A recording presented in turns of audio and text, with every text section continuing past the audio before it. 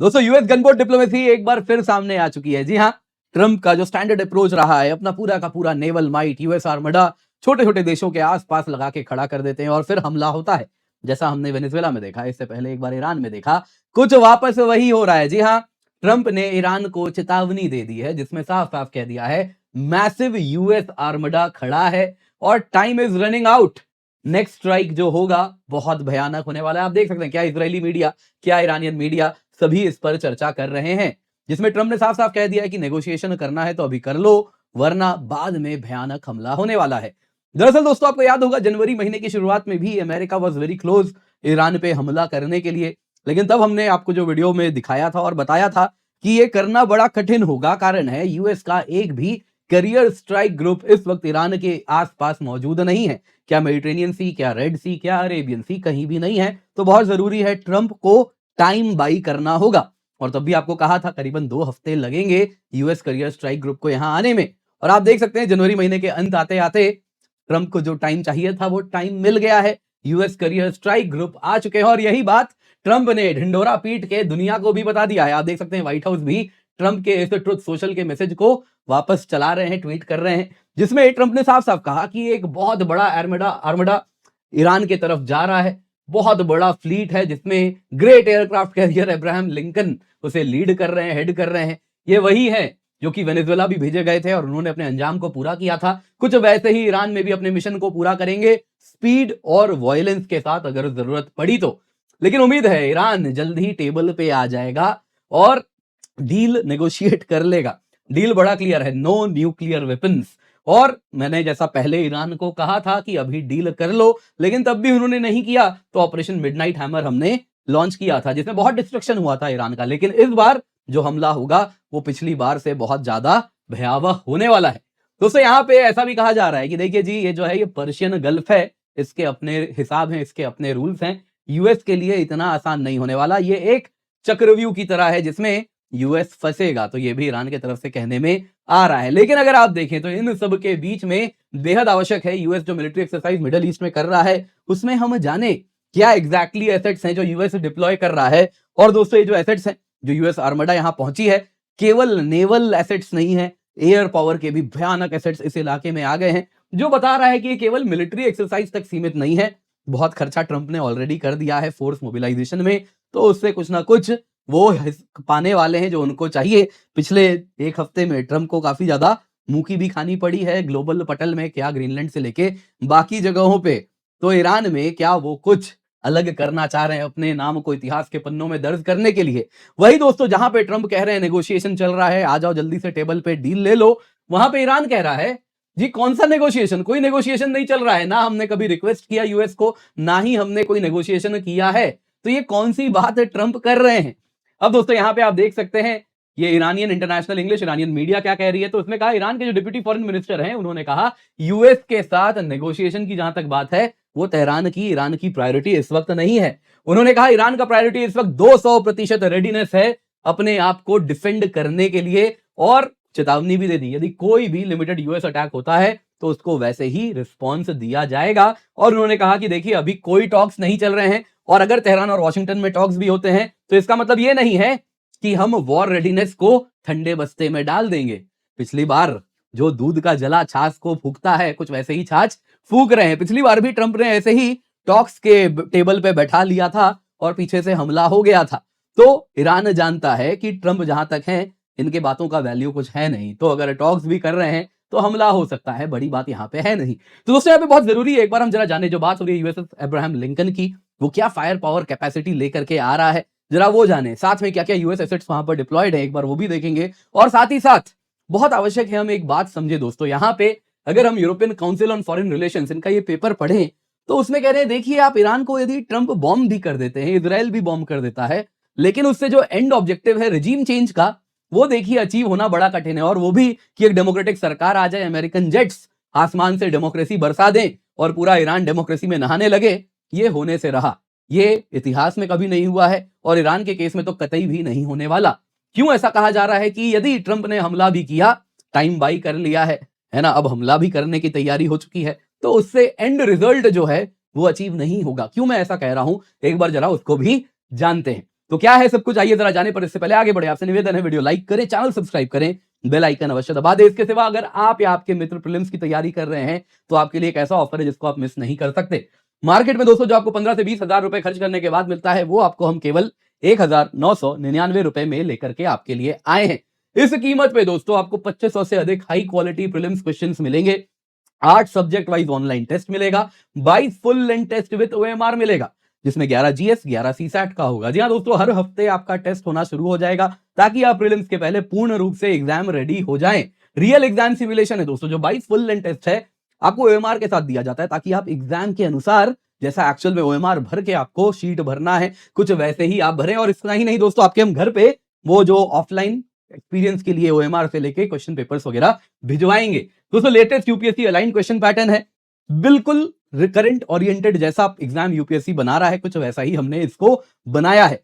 तो मार्केट में 15-20 हजार जो खर्च कर रहे हैं वो बंद कीजिए, घर बैठे बेस्ट प्रीलिम्स पेपर का आप फायदा उठा सकते हैं। यूज द कोड KC10 केवल 1999 में उपलब्ध है। क्या शेड्यूल है, towards end of the video हम इस पर चर्चा करेंगे। आप या आपके मित्रगण उनके साथ ये जरूर शेयर कीजिएगा, पिन कमेंट में उसका लिंक आपके साथ शेयर्ड है।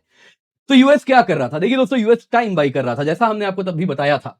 यूएस अब जब टाइम खरीद लिया 2 हफ्ते का करीबन, मिलिट्री प्रेजेंस अब मजबूत कर रहा है, naval and air assets Iran के इर्द गिर्द पहुंचा दिए गए हैं ताकि ईरान के साथ जो टेंशंस हैं वो अब और ज्यादा बढ़े और ईरान के ऊपर दबाव भी बढ़ सके। पेंटागन ने दोस्तों carrier strike group, advance fighter squadron, missile defence batteries आसपास में तैनात कर दिया है। ये जो सडन इन्फ्लक्स हुआ है फायर पावर का, यूएस मिलिट्री ऑफिशियल्स ने के कहने पे हुआ है। दरअसल फर्स्ट वीक ऑफ जनवरी में जब यूएस हमला करना चाह रहा था कुछ ईरान में, फर्स्ट सेकंड वीक के आसपास, तो उस वक्त यूएस मिलिट्री ऑफिशियल्स ने साफ साफ कहा था, देखिए अभी हम रेडी नहीं है, हमारे एक भी कैरियर स्ट्राइक ग्रुप यहाँ पे मौजूद नहीं है, कैसे हम हमला करेंगे, तो मेजर कन्फ्रंटेशन होगा तो हम इसको मैनेज नहीं कर पाएंगे। तो ट्रंप चाहते थे हमला करना, लेकिन जो मिलिट्री एडवाइस थी, जैसा आप देख सकते हैं न्यूयॉर्क टाइम्स को एक सीनियर मिलिट्री ऑफिशियल ने इंटरव्यू में कहा था कि देखिए वहां के जो कमांडर्स मौजूद थे उन्होंने रिक्वेस्ट किया ट्रंप को कि अभी टालिए, हमें थोड़ा समय चाहिए, यूएस पोजीशंस को कंसोलिडेट करना है, 2 हफ्ता हमें लगेगा। वेनेजुएला में जस्ट अभी ऑपरेशन हुआ था और उसके बाद ठीक ईरान में ऑपरेशन ट्रंप चाह रहे थे, तो वो 2 हफ्ता जो उनको चाहिए था वो ट्रंप ने उन्हें दिया है। और अब यूएस अपने पोजीशन को कंसोलिडेट कर लिया है। यूएस कैरियर स्ट्राइक ग्रुप से लेके बाकी चीजें यहां पर आ चुकी हैं। आप देख सकते हैं इजरायली मीडिया में ये कवर किया जा रहा है कि क्या क्या इस वक्त तैनात है। अगर आप देखें तो रेड सी में यूएस थियोडोर रूजवेल्ट, ये एक कैरियर स्ट्राइक ग्रुप मौजूद है जो कि यहां से हमला करेगा। इजराइल और जॉर्डन में ऑलरेडी अगर आप देखें तो वेस्टर्न फ्लैंक है जिसमें एडवांस टैक्टिकल स्ट्राइक फोर्स है, F-15 स्ट्राइक ईगल से लेके आप देखें तो बहुत सारी F-35 वगैरह भी यहाँ पे मौजूद हैं। इसके सिवा जो लेटेस्ट है, जो ट्रंप ने जो कहा, USS Abraham Lincoln carrier strike group है जो कि यहाँ पर मौजूद है। इसमें दोस्तों 70 से अधिक इसके एयरक्राफ्ट्स हैं जो कि कैरियर स्ट्राइक ग्रुप लेकर के आ रहा है, जिसमें आप देखें तो F-15 से लेके स्पेशल E-20 इलेक्ट्रॉनिक वॉरफेयर के लिए वो सब सारे इनके पास प्लेन्स यहाँ पर तैनात हैं। वैसे ही आप देखें तो टोमाहॉक मिसाइल्स वाले डिस्ट्रॉयर्स भी हैं और काफी जबरदस्त पावर यहाँ पे इनके पास फायरिंग पावर आ रही है। इसके सिवा डीगो गार्सिया मत भूलिए, वहां पे तो यूएस का ऑलरेडी हैवी बॉम्बर विंग तैनात है ही, जो कि ईरान में जब चाहे तब B-2 बॉम्बर से भयानक हमला कर सकता है। स्पेशली जो ईरान में अगर आप देखें तो ये उन देशों में से एक है जहां पे बहुत डीप अंडरग्राउंड बंकर्स हैं, कुछ बंकर्स कहे जाते हैं 200-200 मीटर की गहराई पे हैं, तो उनमें हमला करने के लिए B-2 बॉम्बर्स, जो कि स्पेशली ईरान की लीडरशिप जहां पे तैनात होगी, जहां बैठी होगी, तो उनके लिए B-2 बॉम्बर्स का बहुत बड़ा रोल होने वाला है। तो इस प्रकार से अगर आप देखें तो क्या मेडिटेरेनियन सी में डिस्ट्रॉयर्स तैनात हैं, रेड सी में कैरियर स्ट्राइक ग्रुप है, अरेबियन सी में कहीं पर कैरियर स्ट्राइक ग्रुप है। इसके सिवा यूएस के अलाइड बेसेस हैं इस पूरे के पूरे वेस्ट एशिया में, इराक से लेके कुवैत से लेके कतर से लेके यूएई से लेके सऊदी अरेबिया तक। तो कहीं ना कहीं ईरान को देखिए पूर्ण रूप से यहाँ पे घेरा जा रहा है। और इसी में अगर आप देखें तो जो अमेरिका ने अभी जिसकी बात की ट्रंप ने, वो इस यूएसएस अब्राहम लिंकन की बात की है और इसी के बारे में कहा कि देखो अब ये भी यहाँ पर आ चुका है। नेवल आर्मडा मूव्स इन, जी हाँ, ट्रंप ने जो कहा वो यूएसएस अब्राहम लिंकन की बात की उन्होंने खुल के। ये दोस्तों कैरियर स्ट्राइक ग्रुप है जो कि पहले साउथ चाइना सी में भी था और ये न्यूक्लियर पावर्ड एयरक्राफ्ट कैरियर है, यूएस सेंट्रल कमांड के एरिया ऑफ रिस्पांसिबिलिटी में आ चुका है, कहीं पर अरेबियन सी में है। अगर आप देखें तो ये न्यूज आया था 18 जनवरी को, मलक्का स्ट्रेट इसने पार किया था, उसके बाद अपना ट्रांसपॉन्डर ऑफ हो गया है और 18 जनवरी से अब काफी समय हो गया है, माना जा रहा है कहीं अरेबियन सी में वो तैनात है, कहां पे किसी को नहीं मालूम। और इसके साथ अगर आप देखें तो ये अकेला नहीं घूम रहा, इसके साथ फ्लैगशिप अगर आप देखिए एयरक्राफ्ट कैरियर ये स्वयं है, इसके सिवा अन्य कई इसके साथ डिस्ट्रॉयर्स हैं, पूरा का पूरा आर्मडा ये लेके घूम रहा है। इसमें दोस्तों अगर आप देखें तो इस एयरक्राफ्ट कैरियर में carrier air wing 9 aerial force है, जिसमें F-35C लाइटनिंग एयरक्राफ्ट का एक स्क्वाड्रन मौजूद है। वैसे ही आप देखें तो कई स्क्वाड्रन है F-18 सुपर हॉर्नेट्स के, EA-18G Growler electronic aircraft attack है, जो कि बेसिकली इलेक्ट्रॉनिक अटैक एयरक्राफ्ट है, जो कि इनके साथ पूरे पैकेज में फ्लाई करता है, वो भी यहाँ मौजूद है, जो कि एनिमी एयर डिफेंस को सप्रेस करता है। इसके सिवा दोस्तों ये जो एयर स्ट्राइक, ये जो आप देख रहे हैं कैरियर स्ट्राइक ग्रुप है, इसमें अकेला एयरक्राफ्ट कैरियर नहीं होता, इसके साथ कई गाइडेड मिसाइल डिस्ट्रॉयर्स वगैरह भी साथ चल रहे हैं, जो कि यहाँ पे अगर आप देखें तो यूएसएस फ्रैंक ई पीटरसन एक डिस्ट्रॉयर मौजूद है। वैसे ही देखें तो guided missile destroyer Michael Murphy भी है, यूएसएस प्रुएंस भी यहाँ पर तैनात है, जो कि इसके साथ आ रहा है। इसके सिवा पानी के भीतर में कहीं न्यूक्लियर पावर्ड अटैक सबमरीन भी साथ में ही मूव कर रहे हैं। इतना ही नहीं दोस्तों, यहाँ पे ऑलरेडी इस इलाके में पहले से ही कई अन्य डिस्ट्रॉयर्स भी मौजूद थे। यूएसएस मैकफॉल, मिशर, रूसवेल्ट, ये सब यहाँ पर मौजूद हैं। ये सभी अगर आप देखें तो MK-41 वर्टिकल लॉन्च सिस्टम के साथ तैनात है। बेसिकली टोमाहॉक जैसे मिसाइल्स वगैरह ये धड़ल्ले से फायर कर सकते हैं। तो इस प्रकार से भयानक फायरिंग कैपेसिटी इस पूरे इलाके से, अरेबियन सी से यूएस ईरान के ऊपर कहर की तरह बरपाने वाला है, जिसकी तैयारी पूर्ण रूप से यहाँ पर होती हुई दिख रही है। दोस्तों यहाँ पे सिर्फ इतना ही नहीं है, एयर सुपीरियोरिटी भी अगर आप देखें तो वो भी ऑलरेडी अमेरिका ने यहाँ तैनात कर दिया है। नेवल बिल्डअप हुआ, साथ साथ यूएस एयरफोर्स ने 494th एक्सपीडिशनरी फाइटर स्क्वाड्रन को यहां पर उसके कुछ फोर्सेस को तैनात किया, जो कि यूके से जॉर्डन भेज दिया गया है, जिसमें अगर आप देखें तो दर्जन भर F-15 strike eagle combat jets भेजे गए हैं स्पेशली। और ये F-15 strike eagle combat jets को इस प्रकार से मॉडिफाई किया गया है कि ये डीप पेनिट्रेशन मिशन को अंजाम दे सके, स्पेशली प्रिसीजन गाइडेड म्यूनिशन, जो कि बंकर बस्टर बॉम्ब्स हैं, वो सब यहाँ पे ड्रॉप कर सके। जो हार्डन्ड इरानियन इंफ्रास्ट्रक्चर है, जहां पे अगर आप देखें तो रीजनल कमांडर्स बैठेंगे, कमांड एंड कंट्रोल सेंटर्स होगा, उन सबको ये उड़ा सके। इसके सिवा ऑलरेडी यहाँ पे KC-135 strato tankers already move कर रहे थे, जो एरियल रिफ्यूलिंग का काम करेंगे।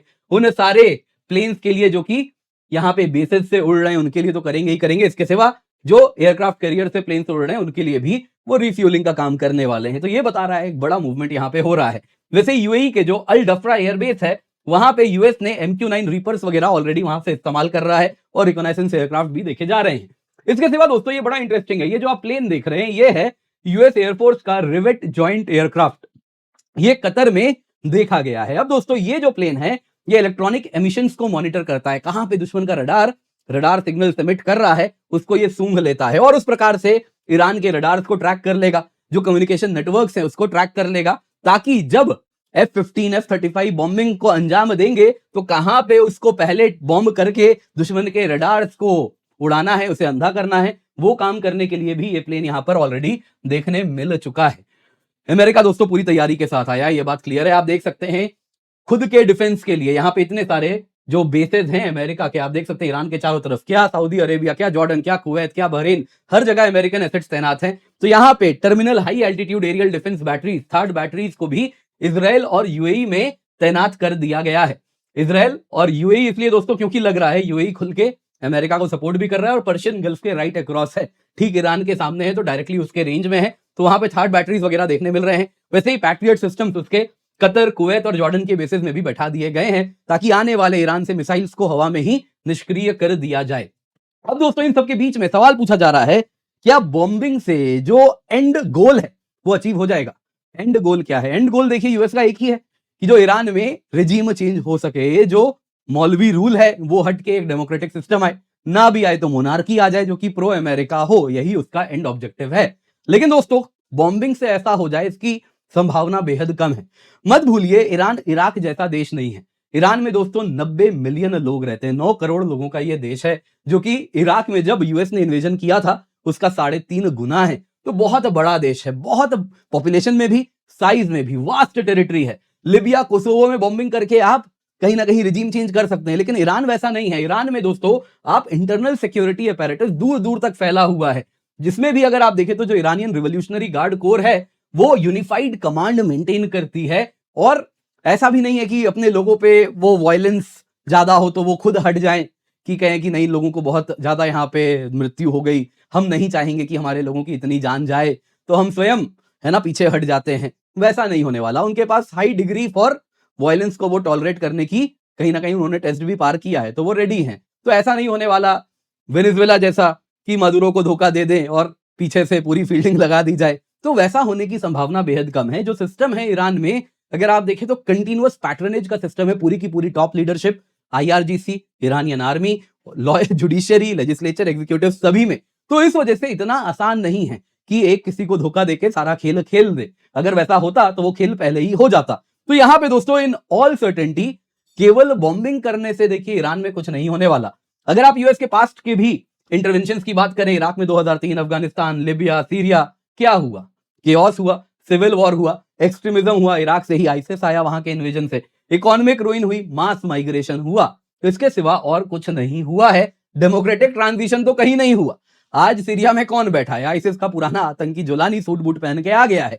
तो ऐसा कहीं नहीं होने वाला कि इस प्रकार से आप ईरान में एक डेमोक्रेसी प्रो वेस्ट सरकार बैठा लेंगे। तो ज्यादा संभावना यही है कि ईरान इतना बड़ा देश है, ये सिविल वॉर में बिखर जाएगा, मल्टीपल फ्रैगमेंट्स हो जाएंगे, और ईरान जैसा देश जब सिविल वॉर में जाएगा तो पूरा रीजन डिस्टेबलाइज हो जाएगा। ये भी हमें जानना चाहिए।